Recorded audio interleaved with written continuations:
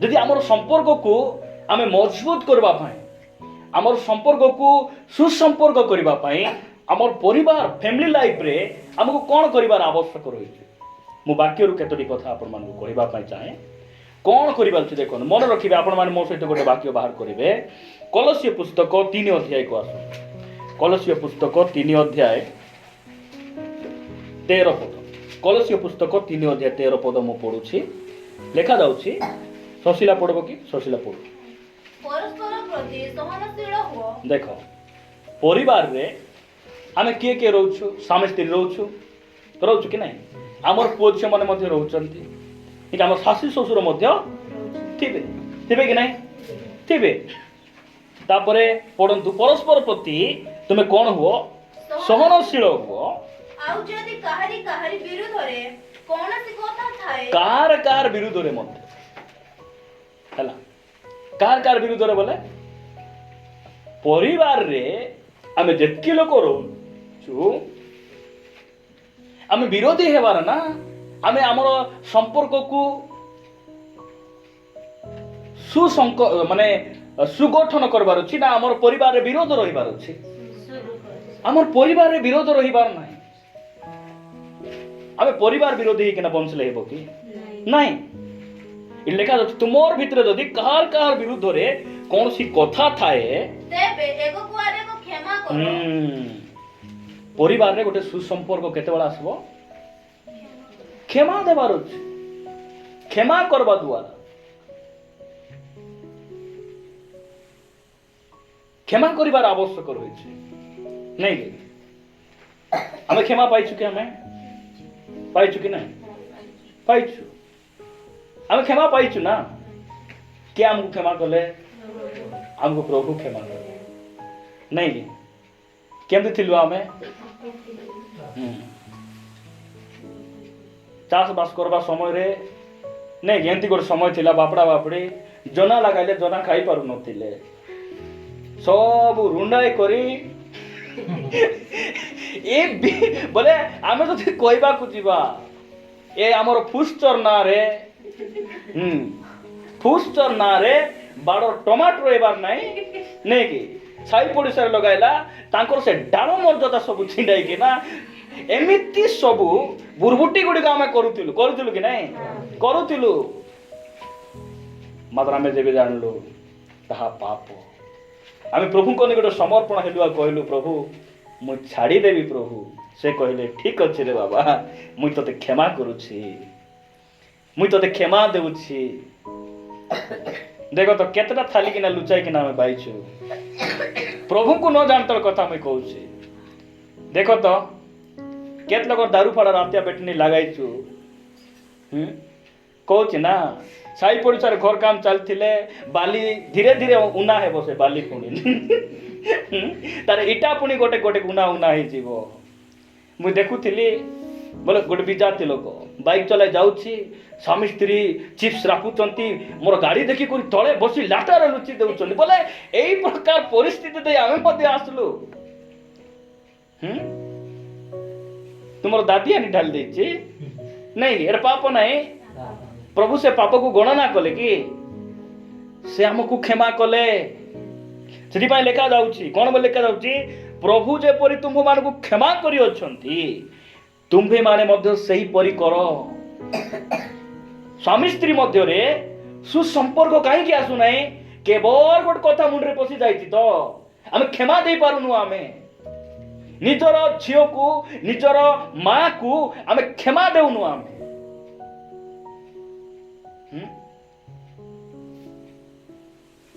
सीटा आमे क्षमा न देले कोन हेबो सेई कथाटा बारंबार बारंबार बारंबार रिमाइंड से माने करी कि आमे कोन करूछु आमे परिवार रे विभिन्न अशांति गुडी को आ सुसंपर्क आसु नै काहे कि हम क्षमा देनु से कथा हम भूली पारुनु तळको लेखा जाउची तुमे क्षमा करबो तुमे माने मध्ये सेई परि क्षमा करो तापरे 14 पद रे कोन लेखा जाउची आउ एही समस्त ऊपरे कु समस्त ऊपरे एही समस्त ऊपरे बोले तुमे जेउ विषय भी क्षमा देलो आजि ठारू प्रभु मु सेटा भूली गली जहा भी हो मो स्त्री सहित मो स्वामी सहित मोर पुओ झियो सहित मोर सासु ससुर सहित मु मिसी रहिबी जहा भी हो ମୁଁ ମିଶି ରହିବି ପ୍ରଭୁ।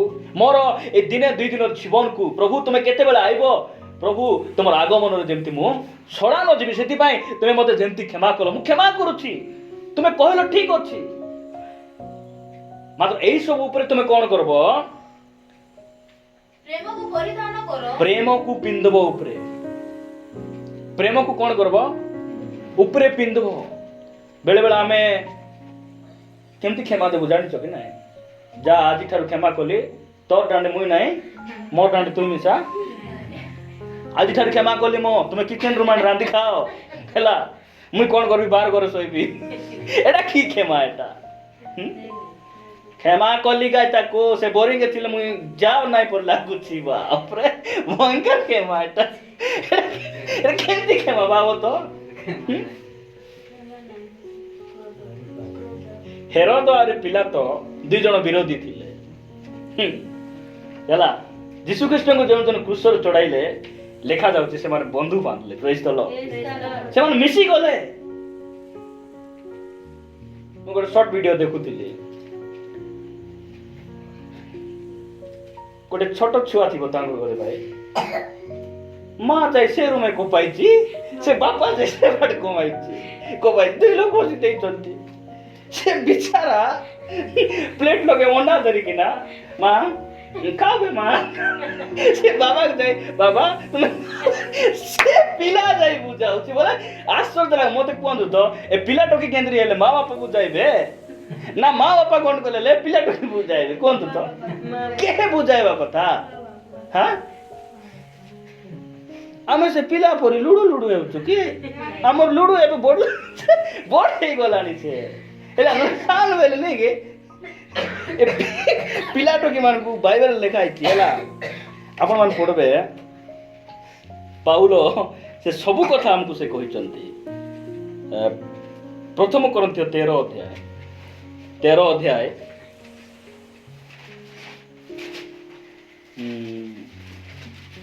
11 ପଦ ପଢ। ଶିଶୁ ଥିବା ସମୟରେ ମୁଁ ଶିଶୁ ପରି କଥା କହୁଥିଲି। ନାଇଁ ରେ ଶାନ୍ତି ଥିଲା କେମିତି କଥାବାର୍ତ୍ତା ହେବ? ଆସୁଥିଲି ମା ଯାଇଥିଲି ମା ସତ କି ନାଇଁ? ଏ ଶାନ୍ତି ଥିଲା ବେଳେ ଗନ୍ଧେ କିଣିବେ ଭୋଟ ନ ଆରେ ଉଠାଇ ଦେଲେ ଆମର ଚିଲ୍ଡ୍ରା ମିଲ୍ଡ୍ରା ଯାକ କେମିତି ହିଣ୍ଡୁଛନ୍ତି 5 ଟଙ୍କା କଏନ୍ ପରି ଗନ୍ଧେ ଯିବେ ଭୋଟ ନ ଦେବେ ଆରି ହାତ ଧରାଇଲେ ଆରି ଉଠଲେ। ମୁଁ ଶିଶୁ ଥିବା ସମୟରେ ନାଇଁ ଶିଶୁ ପରି ବୋଲେ ଆମର ବାବୁ ଏବେ ଇଂଲିଶରେ କହୁଛି କି ନାଇଁ ବୁଝି ହେବ କି? ସେଟା ବୁଝି ହେବ ନା। ମୁଁ ଶିଶୁ ଥିବା ସମୟରେ ଶିଶୁ ପରି ମୁଇଁ କଥା କହୁଥିଲି, ଶିଶୁ ପରି ଭାବନା ନାଇଁ। ଶିଶୁ ମାନେ କ'ଣ ଭାବବେ? ଆଜି ବାବା ଯାଇଛନ୍ତି, ବାବା ଆସିବା ସମୟରେ କେଚ ଆଣିଦେଲେ, କେଚ ବୋଲି ବୁଝୁଛନ୍ତି ତ ଚମିନ, ସେଟା ଏକା ତାଙ୍କର ଭବିଷ୍ୟତ। ତାଙ୍କର ଭବିଷ୍ୟତ କୋଉଟା? ସେଟା ଯଦି ଘରେ ଯଦି ଚମିନ ପଳା ଆଇଲା, ପ୍ରମୋସନ ଆଇଲା, ବୁଝିପାରୁଛ? ଆଇଏସ୍ ଅଫିସର ପ୍ରମୋସନ ଆଇଲା ପରି ସେମାନେ। ଶିଶୁ ଥିବା ସମୟରେ ମୁଁ ଶିଶୁ ପରି ଭାବୁଥିଲି, ତାପରେ ଶିଶୁ ପରି ବିଚାର ଯୋଉଟା କି ହେଲା। ଏ ଶିଶୁ ମାନେ ଠିକ ବିଚାର করবে କି? ଠିକ ବିଚାର করবে କି ଶିଶୁ ମାନେ? ଏ ଡବ୍ଲୁ ଯଦି କହିବ ବାଡ଼ି ଧରି, ବାବା ଆଜି ଗାଡ଼ି କାଢିଲେ ତୁମେ ଟିକେ ଭଲରେ ଶୁଅ, କାଲି ବହୁତ ପରିଶ୍ରମ କରିଛ, ତୁମର ସକାଳ 7টাରେ ତ ଡ୍ୟୁଟି ଅଛି ବାବା, 12টাରେ ଉଠ। ସେମାନଙ୍କର ବିଚାର ଟିକେ ଭାବ ତ। ମାଁ କୁ 2ଟା ଦିଅ ବାବା, କେଲାର ଯାଇକିନା 3 ମାସ ଥାଉ ବୋଲିଲା ପରେ ତାଙ୍କର ବିଚାର ସେଟା ହେଲା। ତାଙ୍କର ବିଚାର ଠିକ ଥିବ କି? ଶିଶୁ ମାନଙ୍କର ବିଚାର ଏଟା। କାହିଁକି ମା ମତେ ସେତେ ପ୍ରେମ କରୁନାହିଁ, ତୁମେ ହେଲେ ମତେ ମୋର ଗାଲ ତୁମେ ବେଶୀ ପ୍ରେମ କରୁଛ ବୋଲିଲା। ଏମାନଙ୍କର ବିଚାର ଗୁଡ଼ିକ ରଙ୍ଗ ଥିବ ହେଲା। ଶିଶୁ ମାନଙ୍କର ବିଚାର ସେଟା। ତାପରେ ଆଗକୁ ପଢ। ଯେତେବେଳେ ମୁଁ ବୟସ ହେଇଗଲା ମୋର ନାଇଁ କି ମୋର ବୟସ ପ୍ରାପ୍ତ ହୁଅନ୍ତେ ସବୁ ପରିତ୍ୟାଗ କଲି ନାଇଁ କି? ଏକି ସେ କଲା ବେଳ ଡ୍ରେସ କି ପିନ୍ଧୁଛ କି? ଏଠି ସାନ ବେଳେ ପିନ୍ଧାଇଲା ଡାଇପର ଅଛି କି? ପାମ୍ପଡ ଅଛି କି? ନାଇଁ କାହିଁକି? ଆମର ବୟସ ହେଇଗଲା କି ନାଇଁ? ଆରେ ବୟସ ହେଉ ହେଉ ଆମର କ୍ଷମା ଦେବାଟା ରହିବ। କାହା ସହିତ କପାକୁପି ହେଇଥିବୁ ଆମେ, ପରିବାର ସୁସମ୍ପର୍କ ନାହିଁ।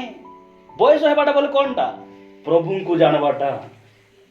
ଆମେ 80 ବର୍ଷ ହେଇ ମଧ୍ୟ ଆମର ବୟସ ହେଇ ନଥିଲା, କାରଣ ଆମ ପ୍ରଭୁଙ୍କୁ ଜାଣିନଥିଲୁ। ଆମେ ପ୍ରଭୁଙ୍କୁ ଜାଣବାଟା ହେଉଛି ସେଇ ପୂର୍ଣ୍ଣ ବୟସ୍କ ଆମେ ହେବାର ଅଛି। ଯେବେ ଆମେ ବାଇବଲ ପଢ଼ିଲୁ, ଯେବେ ଆମେ ପ୍ରଭୁଙ୍କୁ ଜାଣିଲୁ, ଆମେ କ'ଣ କଲୁ? ଶିଶୁର ବିଷୟ ସବୁ ପରିତ୍ୟାଗ କଲୁ।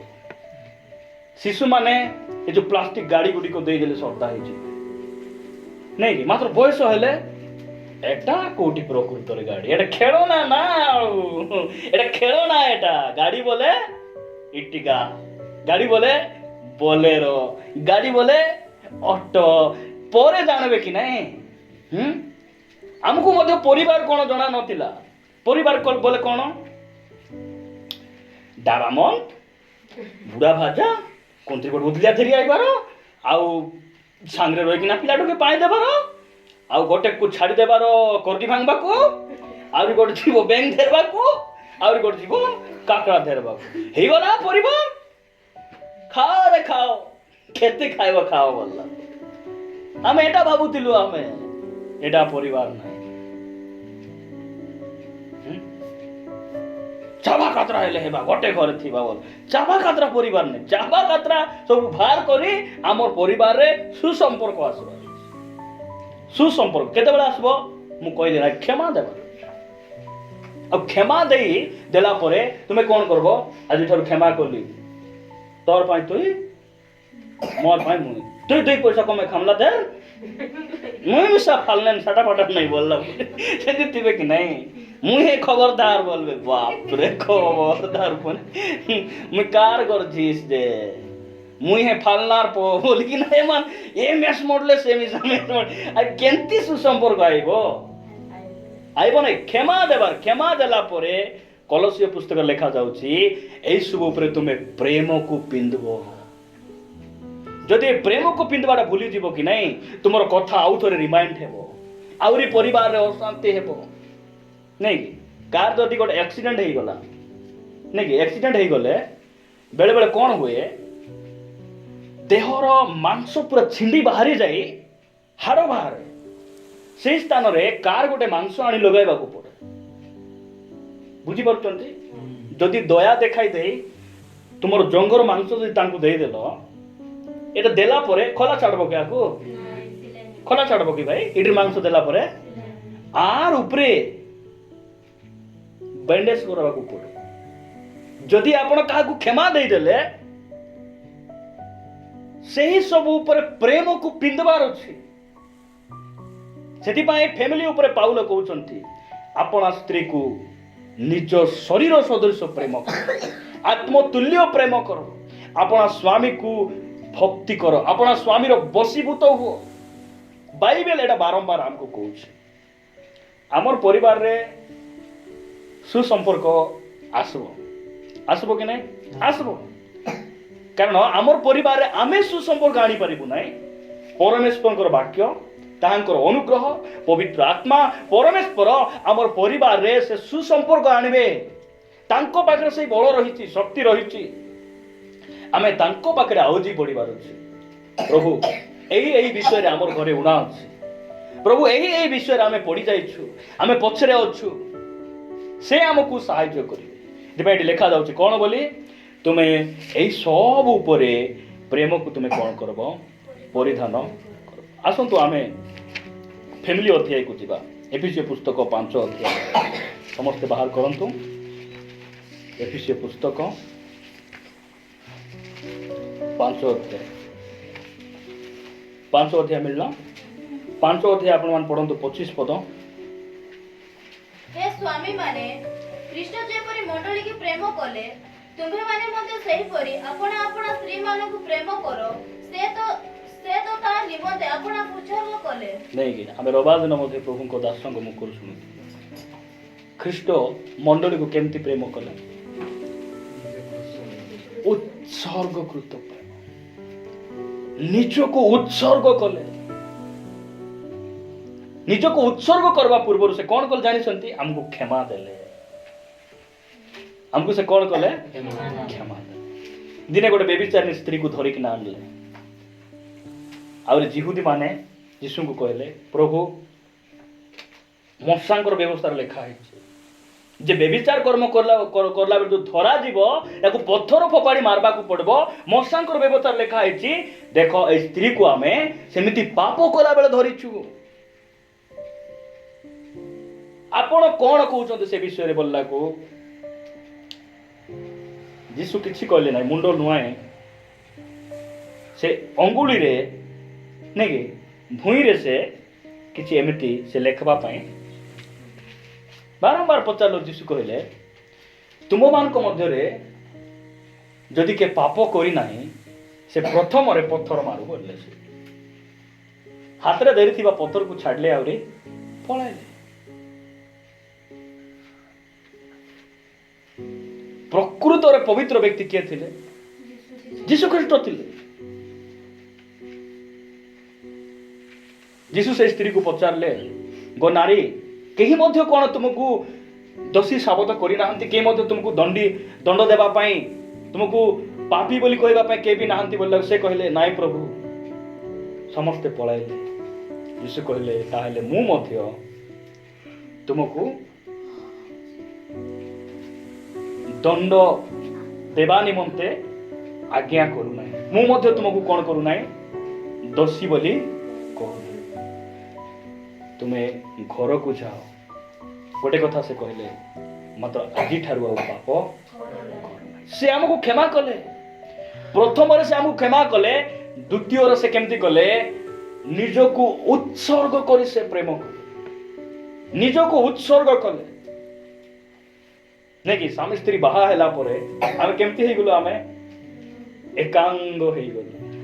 ସାଧୁ ପାଉଲ ଯଦି ଆପଣ ତଳକୁ ପଢିବେ ନିଜ ଶରୀର ସଦୃଶ୍ୟ ଆପଣ ସ୍ତ୍ରୀକୁ ପ୍ରେମ କର। ଏଇଟା ଗୋଟେ ପରିବାର ପାଇଁ ଗୋଟେ ଟନିକ। ଏଟା ହେଲା ଗୋଟେ ପରିବାର ପାଇଁ ଟନିକ ପରି କାମ କରିବ ଏସବୁ ଶିକ୍ଷା ଗୁଡ଼ିକ। ମାତ୍ର ଏଇ ଶିକ୍ଷା ଆମେ ଶୁଣିକିନା ଛାଡ଼ିଲେ ହେବ ନାହିଁ। ଏ ଶିକ୍ଷାକୁ ଆମେ ନିଜର କରିବାର ଅଛି। ନିଜର ଶରୀର ପରି ଆମ ସ୍ତ୍ରୀକୁ ନାଇଁ କି ଏବେ ଆମର ମୁଣ୍ଡ ଯଦି ମଇଳା ହେଲେ ସାବୁନ ଦରକାର ପଡୁଛି କି ନାହିଁ? ଆମେ ଲଗାଉଛୁ କି ନାହିଁ ସାବୁନ? ସ୍ତ୍ରୀ ଯଦି ଛିତ୍ରି ମୁଣ୍ଡି ପରି ବୁଲୁଥିଲେ ହେଉ ହେଉ ବହୁତ ସୁନ୍ଦର ଦିଶୁଛୁ ହଉ ବଢିଆ ଆରେ ତୁମେ ନିଜ ଶରୀର ପରି ପ୍ରେମ କରିବାକୁ ପଡିବ ନାଇଁ କି? ସ୍ତ୍ରୀକୁ ମାର ପରି ଲାଗବା ଆଗରୁ ପାଖନାରେ ହାତ ରଖି ହାତୁଡ଼ିରେ ଟିକେ ଚପି ହେଇ ଦେଖ ତ ଚପି ହେଇ ହେବ କି ନାଇଁ? ସେଥିପାଇଁ ବାଇବେଲ ଆମକୁ ଶିଖାଉଛି ଆପଣା ଶରୀର ସଦୃଶ ସ୍ତ୍ରୀକୁ ପ୍ରେମ କର। ସେଥିପାଇଁ ଲେଖାଗଲା ଯେ ତୁମେ କ୍ଷମା ଦେବ। କ୍ଷମା ଦେଲା ପରେ ସେଇ ସବୁ ଉପରେ ତୁମେ କଣ କରିବ? ପ୍ରେମକୁ ତୁମେ ପରିଧାନ କରିବ। ଦେଖନ୍ତୁ ଆମର ପରିବାରରେ ଆମେ ଗୋଟେ ସୁସମ୍ପର୍କ ଗଠନ କରିବା ପାଇଁ ଆମକୁ କଣ କରିବାର ଅଛି? ଫିଲିପିଓ ପୁସ୍ତକକୁ ଆସନ୍ତୁ। ଆମେ ଯିବା ଏଫେସୀୟ ପୁସ୍ତକକୁ ଯିବା। ଫିଲିପିଓ ପୁସ୍ତକରେ ଗୋଟେ ବାକ୍ୟ ପଢି ଆମେ ଆଗକୁ ବଢିବା। ଫିଲିପିଓ ପୁସ୍ତକ 3 ଅଧ୍ୟାୟ 14 ପଦ ପଢ।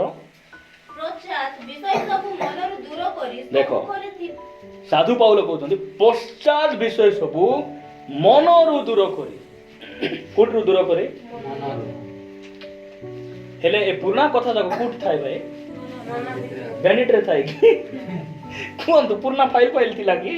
ନାଇଁ ନା। କୋଉଠି ଥାଏ ଏଟା ସବୁ? ଏ ପୁରୁଣା କଥା ପୁରୁଣା ବିଷୟ ଗୁଡିକ କୋଉଠି ଥାଏ? ମନରେ। ସାଧୁ ପାଉଲ କହୁଛନ୍ତି ପଶ୍ଚାତ ବିଷୟ ସବୁ ମନରୁ ଦୂର କରି ସମ୍ମୁଖରେ ଥିବା ବିଷୟ ଗୁଡ଼ିକ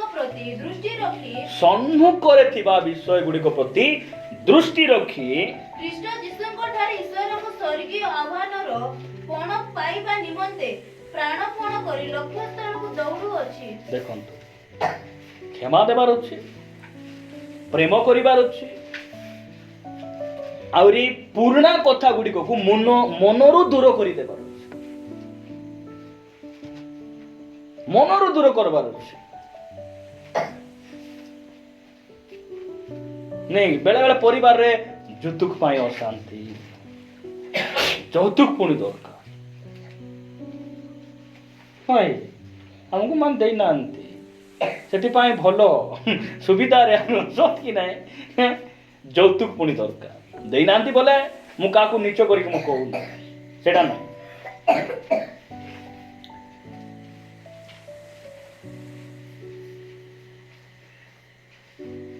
ଆମର ବାହାଘର ସମୟରେ ତୁମର ବାବା କ'ଣ କହିଥିଲେ କହ ଏଟା ଗୋଟେ ମନେ ରଖିଦେଇଥିବେ। ତୋର ମା ବାପା ମତେ କେତେ ମାଡ଼ ମାରିଛନ୍ତି ମାରବେ ଉତ୍ପାତ ହେଲେ ସେଟା ତାକୁ ପାସ୍ ରହବେ ହେଲା।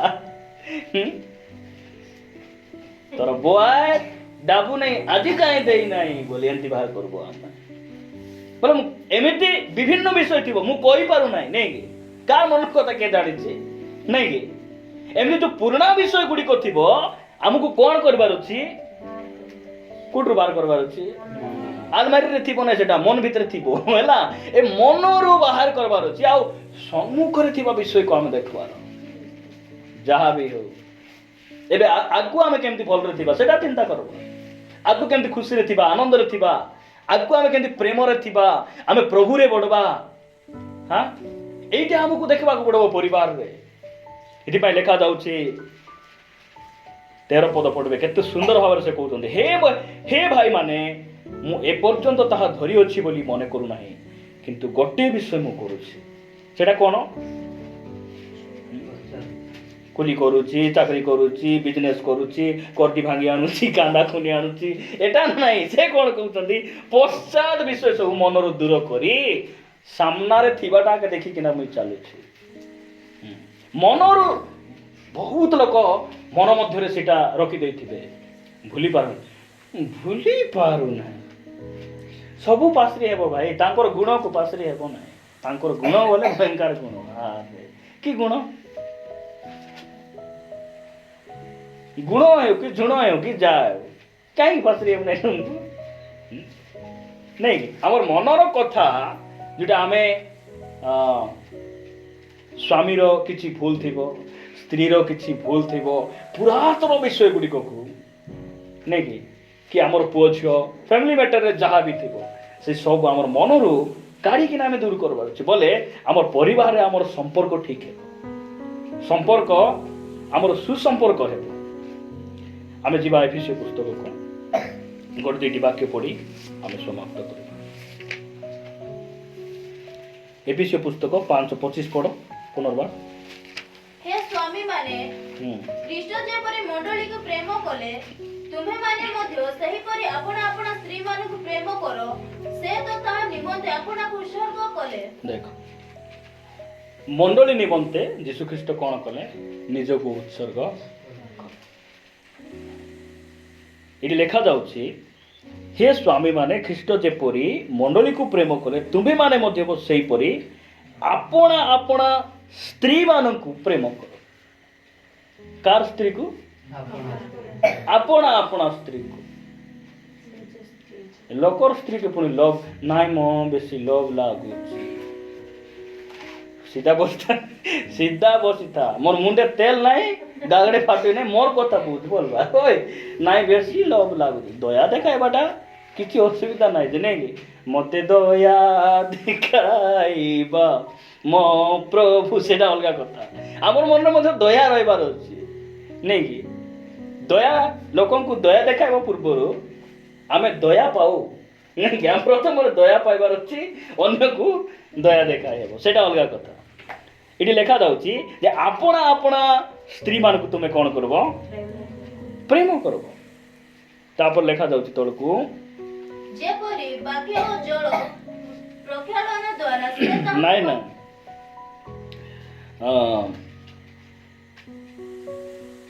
28 ପଦ ସେହିପରି ସ୍ୱାମୀ ମାନଙ୍କର ମଧ୍ୟ ଆପଣ ଆପଣ ସ୍ତ୍ରୀ ମାନଙ୍କୁ ନିଜ ନିଜ ଶରୀର ସଦୃଶ ପ୍ରେମ କରିବା ଉଚିତ ସେ ନିଜ ସ୍ତ୍ରୀକୁ ପ୍ରେମ କରେ ସେ ଆପଣଙ୍କୁ ପ୍ରେମ କରେ ନାଇଁ କି ନିଜକୁ ପ୍ରେମ କରିବା ଲୋକ ହେଲେ ସ୍ତ୍ରୀକୁ ମିଶା ସେ ପ୍ରେମ କରୁଥିବ ସ୍ତ୍ରୀକୁ ଯଦି ପ୍ରେମ କରୁଛି ସେ ନିଜକୁ ମିଶା ପ୍ରେମ କରୁଥିବ।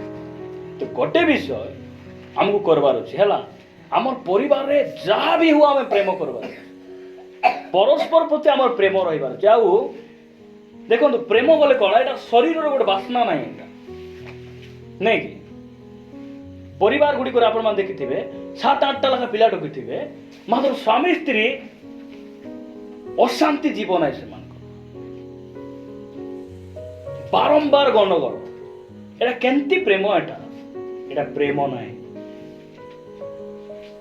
ଏଟା ପ୍ରେମ ନାହିଁ, ଏଟା ଶରୀରର ବାସନା। ମାତ୍ର ମୁଁ କହିବା ପାଇଁ ଚାହେଁ, ପ୍ରେମ ବୋଲେ ଶରୀରର ବାସନା ନାହିଁ, ଶରୀରର ଭୋକ ଶୋଷକୁ ମେଣ୍ଟାଇବାଟା ନାହିଁ। ପ୍ରେମ କ'ଣ? ପ୍ରେମ ସବୁଠାରୁ ଉର୍ଦ୍ଧ୍ୱରେ ରହିଛି, ସେଇଟାକୁ ପ୍ରେମ କୁହାଯାଏ। ଆପଣମାନେ ପଢ଼ିବେ 1 Corinthians 13 ଅଧ୍ୟାୟ ପଢ଼ନ୍ତୁ ତ, ସେଟା ପ୍ରେମର ଅଧ୍ୟାୟ, ମନେ ରଖନ୍ତୁ ସେଟା ହେଲା। 1 Corinthians 13 ଅଧ୍ୟାୟ ବାହାର କରିବେ, 13 ଅଧ୍ୟାୟ 13 ପଦ ପଢ଼, 13 ମନେ ରଖନ୍ତୁ।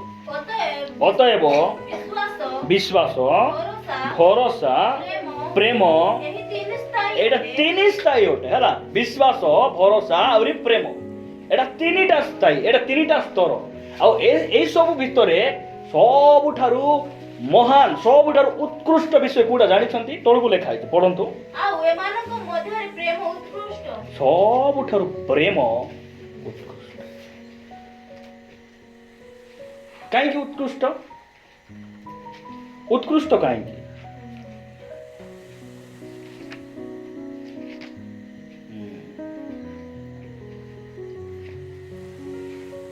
ପ୍ରେମ କାହିଁକି ଉତ୍କୃଷ୍ଟ ଜାଣିଛନ୍ତି? 1 Peter 4 ଅଧ୍ୟାୟ 8 ପଦ।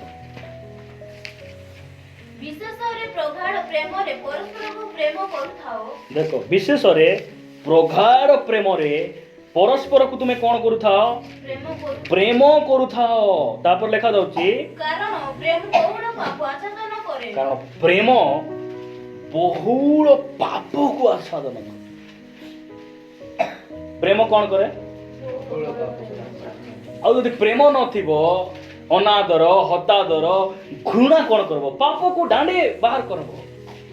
ପ୍ରେମ ଯାହାର ଭିତରେ ଥିବ, ସ୍ତ୍ରୀର ଭୁଲକୁ ସ୍ୱାମୀ ଗୁଡ଼ାଇବ, ସ୍ୱାମୀର ଭୁଲକୁ ସ୍ତ୍ରୀ ଗୁଡ଼ାଇବ। ପରିବାରରେ ଭାଇ ବନ୍ଧୁ, ଆମର ପରସ୍ପର ମଧ୍ୟରେ ପ୍ରେମ ଯଦି ଆମର ପରସ୍ପର ପ୍ରତି ରହିଛି, ତାହେଲେ ଆମେ କ'ଣ କରିବୁ? ଆମର ପାପ ଲେଖା ଯାଉଛି ନା, ପାପକୁ କ'ଣ କରେ? ଆଚ୍ଛାଦନ କରେ। ପ୍ରେମ ବହୁଳ ପାପକୁ କ'ଣ କରେ? ଆଚ୍ଛାଦନ। ବହୁଳ ପାପ ବୋଲେ ଯେତିକି ବହୁତ ପାପ।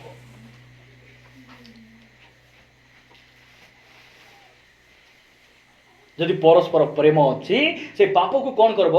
ଆଚ୍ଛାଦନ, ଲୁଚାଇ ଦେବ, ଲୁଚାଇ ଦେବ, ନାଇଁ କି? ନହେଲେ ପରିବାରରେ କ'ଣ ହେବ? ବେଳେ ବେଳେ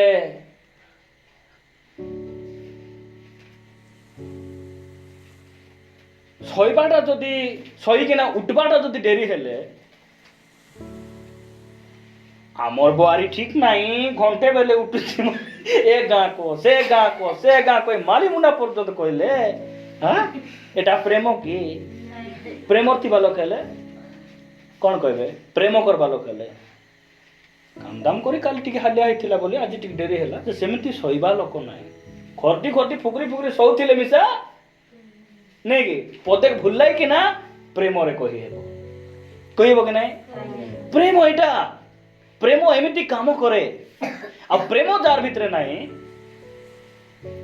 ଦେଖିଲିବେ, ଶୁଣିଲିବେ, ଜାଣିଲିବେ, ସବୁ ଜାଣି, ତୁମେ ସବୁ ଜାଣି ମୁଦଲି, ତୁମର ସବୁ तुम नाइक साइड लोग सब जानी कोनी सब जानी तुम्हें आगा सड़ंगी प्रेम कौन करे सब पाप को आच्छादन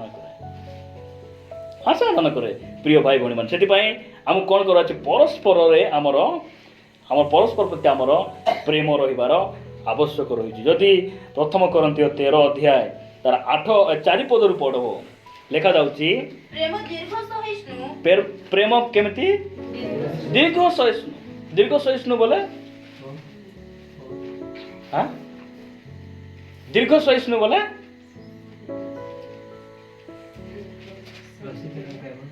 सबु बेले से सहयोग आज गोटे कथा बाती गला सहयोग କାଲି କହିଲେ ମିଶା 100 ପରଦିନକେ ମିଶା ପ୍ରେମ ଥିଲେ ନାଇଁ ମୁଁ ବେଳେବେଳେ କହେ ମୋର ସ୍ୱାମୀ ଆଜି ବହୁତ ଗାଳି କଲେ ଠିକ ଅଛି ତୁମକୁ ହୁଡ଼ବା ସ୍ୱାମୀ ହେଲେ ଗୋଟେ ମିଳିଲା ବହୁତ ଲୋକ ମନ୍ଦିର ଗଲେ ଆପଟି ହେଲେ ମିଶା ପ୍ରସ୍ତାବ ମିଶା ଆସୁ ନାହିଁ ହୁଡ଼ୁଥାଉ ବାହା ହେଲା ବେଳେ 2 ପଦ ଶୁଣ ହଇ ନାଇଁ କି ନାଇଁ ମୋର ସ୍ତ୍ରୀ ଆଜି ବେଶୀ କଲ୍ କଲା ହେଲେ ସ୍ତ୍ରୀ ଗୋଟେ ମିଳିଲା ତ ଭାଇ ହେଲା କେବେ କେମିତି ପଦେ କହିଲେ ତ ଟିକେ ଅଶାନ୍ତି ହେଲେ ଠିକ ଅଛି ଏଠି ଲେଖା ଯାଉଛି ପ୍ରେମ ଦୀର୍ଘ ସହିଷ୍ଣୁ ହେଲା ଆଉ ପ୍ରେମ ନଥିବ ଚାପ ତୁଇ କେ ମତେ କହୁ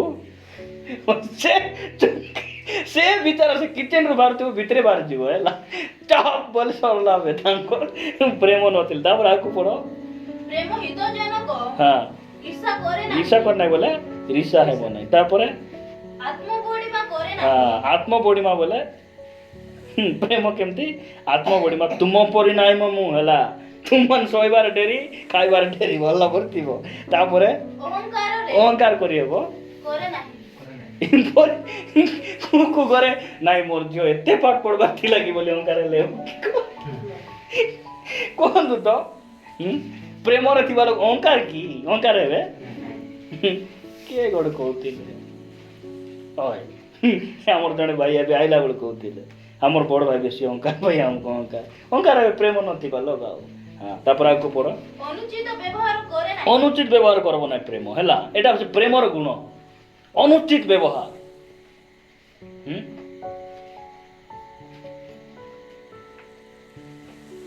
ସ୍ତ୍ରୀକୁ ଅନୁଚିତ ବ୍ୟବହାର କେତେବେଳେ କରିହେବ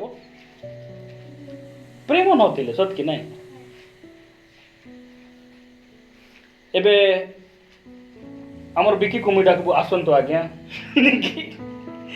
ଆସନ୍ତୁ ଆଜ୍ଞା ବସନ୍ତୁ ଆଜ୍ଞା ମାତ୍ର ରାମ ଭାଇକୁ ଆବେ କା ବସ କେତେ ବ୍ୟବହାର ଏଟା ଭାବନ୍ତୁ ତ ଏଟା ପ୍ରେମର ବ୍ୟବହାର ନାହିଁ ତାପରେ ପଢ